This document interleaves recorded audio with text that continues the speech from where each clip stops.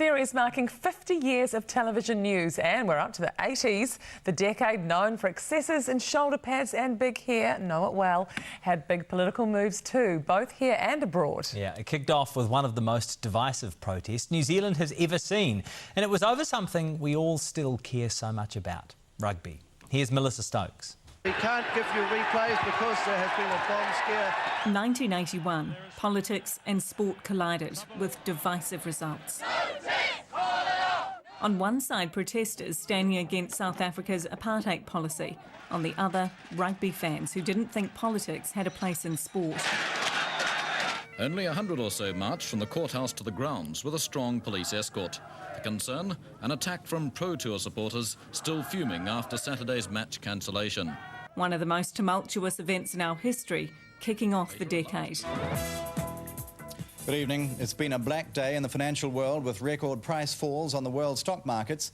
In New Zealand, there's been the biggest one-day fall ever. For many investors, it was just sell me out at any price. The violence escalated, prompting another charge by the police, who are badly outnumbered.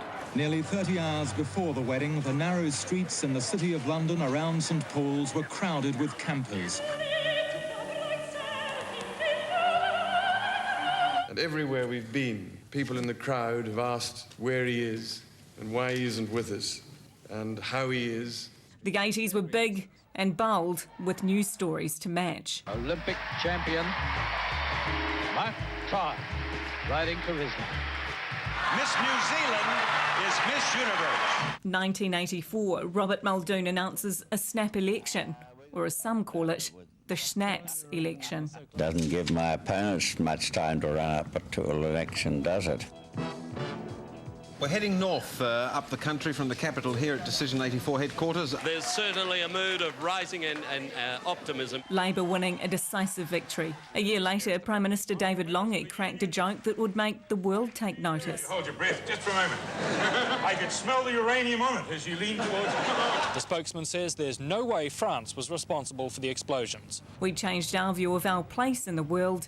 The former 400-ton fishing trawler Rainbow Warrior looked a tragic sight today when French spies bombed the Rainbow Warrior in Auckland's waterfront in 1985.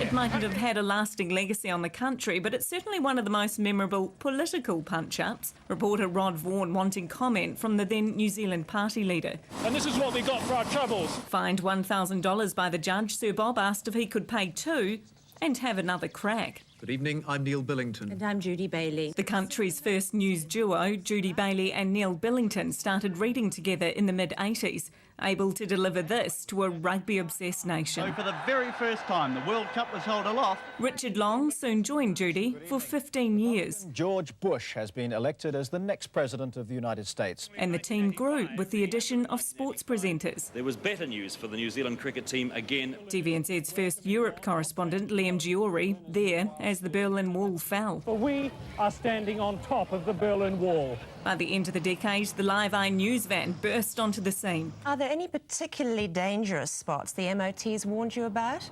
Yes, Judy. Allowing news crews to cover stories on the spot. Melissa Stokes, One News.